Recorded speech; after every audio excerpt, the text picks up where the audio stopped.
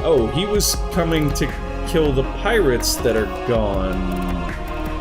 Why are the pirates gone?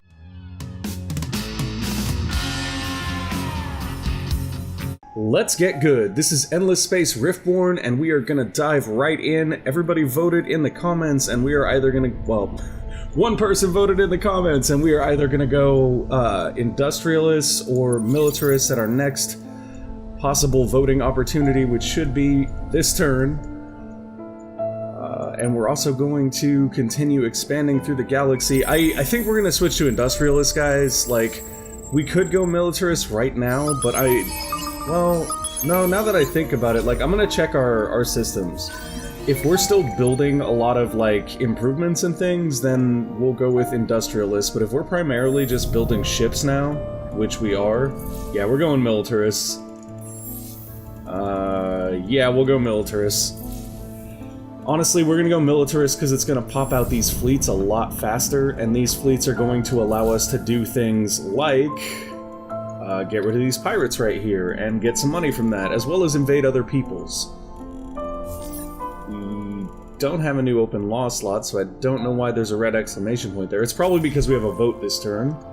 Now that I think about it, that would make sense, wouldn't it, guys? Alright, you're gonna go up this way, little buddy. Oh, that's the Lost Horatio scout. Yeah, that is a good little scout right there. What can we do? Compression, yes. So whenever I run out of compressions, guys, I try to do them just to keep them up and running on these. This is a fertile temperate. We're gonna put spin project on that because we do need... but I'll queue the spin projects up right here below the Academy Embassy because that's gonna... Yay, sirens! That's awesome. Anyway, sorry about that, guys. Sirens are a pain in the ass. Let's get pulvis production in that in Q2. Alright, so that system is good and going. We'll have a compression anomaly right there soon. I mean, they're not called anomalies, right? Singularities, my bad. We'll have a compression singularity to put there. Okay, let's end the turn. And we are gonna go with militarists. Oh, okay, we can strongly boost the chosen party. Ideal if the chosen party isn't already well supported, but they're not, and we don't have enough money for lobbying, so maybe we will go industrialists. Let's go industrialists this round, and we'll do primary election boost, just to make sure they come out on top. And they still didn't come out on top, but we did get scientists and industrialists, so go figure. That's still not terrible. I mean, it's not at all what I wanted. The Law Oracle of Science has been activated, yay. It's not really what I wanted because, I mean, obviously we would be more happy to go militaristic here, but this is okay. This is definitely okay. The main reason I say this is okay is because Science's early laws are actually really good. Like, we can have +4 movement points on ships, which is just amazing, or we can have Dirty Hands Act, which lowers improvement costs by 30%. Also pretty amazing. I'm gonna go ahead and use Dirty Hand Acts. Wow, Dirty Hands Act. We do have a huge influence issue, though. Hopefully that'll be remedied a little bit when we get the Academy Embassy here running. We do have another singularity to put down, so we're going to do that. A little singularity. There you go. We could take Fadia there just because it does have that adamantium. I still don't like that it's such a small planet system, though. Like, and I know that Kat keeps saying, like, that's okay, but I hate small planet systems. There are a ton of management for, like, very little outcome. But I'm also not the standard endless player in this regard because I just generally don't like the idea of mass expansion. I tend to focus on a couple of very solid systems and have them do their thing. Okay, so he is here. Now, what kind of planets do we actually have? We have hot, temperate, cold. Okay. That's important because he has a level up and we're going to spend it. Let's see, we can put it in this so we get +10 per hot on system, +10 on system, or we can get more luxury resource, or not luxury, but strategic resource generation, or we can get more science. And that is actually an interesting thought. So our production is about 500, our science is about 300, our dust is about 300, our influence is abysmal, and our food is abysmal. So I'm gonna go ahead and do... What are you doing, game? Okay, let's go to assign skills. I'm gonna go ahead and do science. That's a better boost for us right now, just because we lack a lot more science than industry. Another Tickanum. Preston Singularity is done, of course. Military Stage 3 is unlocked. We have access to basic phase beams and basic decay torpedoes. And we got coordinated command. This is important right here. Okay, so we got mobile energy weapons, which gives us tanks. That's important. We also got coordinated command, which is important. So we're gonna go do some things with that right away. God, I wish I hadn't switched out of ecologist now. We're gonna dive right into messing with those things. We has the new military stuffs. So we're gonna go in and... Okay, guys, I'm not even gonna play. Oh yeah, that's right. My bad. Guys, it is like I literally just rolled out of bed. Last night was really, really rough, and we were busy, and I'm super tired. So sorry if I seem a little out of it. Okay, so what we're gonna do is we're gonna come in here to troop management, and we're gonna change our composition to 90% armored troops. In reality, we could go 100%. I just struggle to do that with anything because it seems like a little bit of an overstep.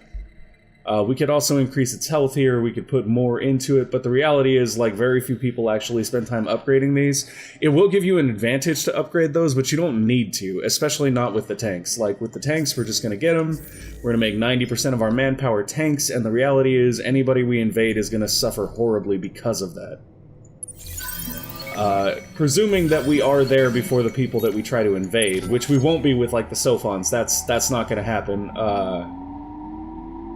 Yeah, we can be buddies. Let's be buddies. You send me things, and we can be friends. Where the battle at Novaris? Oh, okay, that's their capital. Yeah, I'm not surprised that we have a little bit of a fight going on there. How about you just retreat? Because as cool as it is that you're exploring up there, we don't really need you to explore up there. Let's send you somewhere else, like up here. Go that way. Go right there. Why you no do? Why you no do what? Oh, okay, you are doing what I said. Okay. Good job listening. Let's see, what do we have here? We have our colony ship that should be ready to colonize Polaris. See, this is also a 3-planet system, but it has adamantium, and it has titanium and Hyperium, with a good starting planet for that, because this is a good starting planet because it has food generation. So we're gonna go ahead and start there. And do we have enough to do this? I would say yes. Okay. So that will be done very, very soon. 2 turns and that outpost will be a colony and we can start doing things to it, or with it rather. Let's end the turn. Doobie-doobie-doo. Da-da-da-da-da. Cool, we're amicable with the Galvrin. I actually don't know much about the Galvrin. Is this the minor faction that was introduced to counter the Cravers? I suppose it could be. Is this them right here? No, that's the Calgaros. Galvrin, where you at, bros? I don't see you nowhere. Oh, you're right up here, duh. Cryo mining. Plus 25% deposit value on strategic resource deposits. That's pretty good, guys. That's pretty good for assimilation. Temperate factions provide more muni than other factions. So we could do selective migration too. That's actually way good here. Let's do selective migration. If we're lucky, it'll take this thing 2 turns to get down and it'll hit Polaris, and Polaris will just get an extra citizen, and that will be glorious. Anox Jink, you about to be our fleet captain. Let's get the speed running. More speed. All of the speed. And have we produced anything for the fleet yet? Not yet. We're working on it, though. We're working on it. Can we speed this along with a little dough? We could put some money into speeding this along, but I don't think that's a good idea, especially not because we don't have Pulvis Productions yet, which will reduce buyout costs by 10%. So we're not going to sweat that too much. Yeah, the Academy Embassy is built. We are still losing 19 influence a turn, and I can't for the life of me figure out how.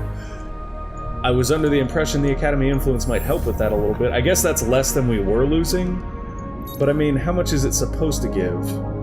Oh, nothing. Nothing. I'm just being a spaz. I thought that was an influence improvement, and it's not. It's I mean, technically it's purple, which is why I thought it was an influence improvement, but it's really not. Okay, lesson learned. That is not an influence improvement. So we should probably pick up some of those very soon. Like that one. That is an influence improvement. We'll get that in 3... yeah, roughly... well, it says 4, but we'll probably speed up science once we acquire that new system. Why, hello there, Calgeros. What you doing? This is a nice little trick here, guys. If you don't know this, just by scanning anomalies in a minor faction system, you will gain a bonus with them. So that's what we're doing here. It's nice for us because, hey, we just got 5 Jadniks and we found a Jadniks resource. We also got basic plasmoid shielding and grim recycling, and we made the Calgeros happy. Like when we go here, they're gonna be pretty happy. Curiosity's revealed 5, so we're gonna keep getting some boosts from that for a good decent amount of time. And you guys can move forward. And the allergies start to rear their ugly heads now. That's okay, we're actually pretty close to being done. Once again, guys, I'm real sorry if, like, my commentary is a little off today. I'm just really, really tired trying to get things done, and I ran out of time to do this. I'm literally, like, I woke up today and I was like, oh man, I woke up late. I gotta go get some coffee and get on this recording. And then I realized I had no coffee. So I was like, okay, I just gotta get on this recording. We're gonna do this thing. But I feel like I'm woke up now. Like, I wasn't woke up earlier. Like, I was like, this is super important, guys! And then I just couldn't remember what the hell I was talking about. Okay. Predictive logistics is unlocked, industrial zones is unlocked, and adamantium refining is unlocked, which is great, because that's going to give us access to our adamantium resource once we colonize that second planet on Polaris, which will be roughly right now. Yeah. That'll be right now. And I'm actually going to pay money to just rush through that. Then I'm going to put cerebral, drone networks, predictive logistics is not super great here yet. This is pretty phenomenal, actually, and that isn't. So we'll get that, and then all the other things. We do want the level 2 modernization. The reason level 2 modernization is super important for every system we have, especially as these guys, is because what we need to happen there is we need them to get some sort of civilization unit that is not a Riftborn, because those won't grow with food, and we need the systems to actually be able to grow with food. Speaking of, Elion, how you doing? How you doing, buddy? You got a tickin-in-in-in-in? A tickin-in-in-in-in. Okay, so that's the tickin-in-in-in. We should get another unit of pop right there, so we'll be okay. Let's see if that works the way that I think it does. Did we get him? Did we get him? Oh, battle at Staterus. Yeah, that ship's gone. Retreat, explode. Kaboom. Okay. That's okay. I'm not gonna be sad about that. Wait, what happened? We had that civilian ship, it showed up here, but the pop's not there. I wonder if it takes a turn for the pop to show up. That's probably what it is. So we won't worry about it too much. Hey, is there an anomaly we can scan up here, though? Is there? No there isn't. There's anomalies, but we can't scan them. Okay. So I was like, hey, that'll give us some more bonus points with those guys. Not so much. So we're gonna take this ship and send it back towards... I guess up here. Like, there's really nothing left for it to explore down here. Oh, wait, Genomos has something, I think. Genomos, what you got for me, buddy? You got one, okay. So we're gonna send this guy to Genomos to get the last thing there, and then this guy should already be on his way to somewhere. Oh, he was coming to kill the pirates that are gone. Why are the pirates gone? That makes me curious, because if the pirates are just gone like that, that probably means the Lumeris or something are involved, and that's not a good thing, because that means they're combat ready. Okay, let's just end the turn for right now. It'll be okay, guys. It'll be okay. We got this.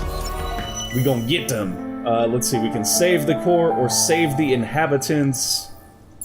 For us, realistically, it doesn't matter. I think we're producing both of those, so... I'm gonna choose save the inhabitants. There, that makes sense. We'll complete that automatically next turn anyway, so it doesn't matter. We did lose one of our laws. Which one? One that we're not super upset about anyway, which is fine.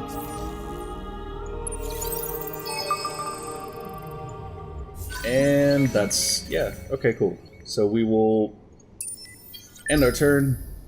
What do we got here? Dude, our manpower is, like, really, really bad. Be the first to raise a hero to level 9. That's not us, apparently. Plus 20 science on Empire. That ended, that ended, that ended. Annex Jink got another level. What you gonna do when you come for them? Let's see, we don't want that. What do we want for our fleet command? Why didn't I get this before? Yeah, we want the damage increase for sure. Oh, I didn't get that before because I got the movement on fleets, which is also very important. Let's see how that works, actually. Let's crack out our Lucio ship. Why, hello, little Lucio. You has 8 movement already, which is phenomenal. Let's put Annex Jink in there. Now you have 11 movement, so he gave plus 3. And we also have the rest of these ships coming up, including another Lucio that will give another 3. Yeah, so this fleet should be, like, stupid fast. I'm gonna put Patriot Pills at the top because we're running out of allergies, I hate you. Because we're running out of manpower, guys, so, we'll put that on the top. We'll also get a compression singularity on top because we need 2 more of those running right now, so I'll put 2 in queue. And then... actually, I'll put 1 in queue here, and I'll put 1 in queue over here at ZU. The reason for that logic is that, essentially, I think that it's better to clog both systems queue for 1 turn than 1 system's queue for 2 turns doing this.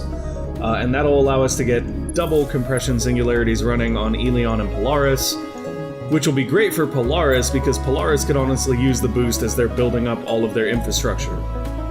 Annex Jink, where you at, buddy? You right here with the Lucio. Do we actually have a system to scan here? We do. Who would have thought? Hey, look at that.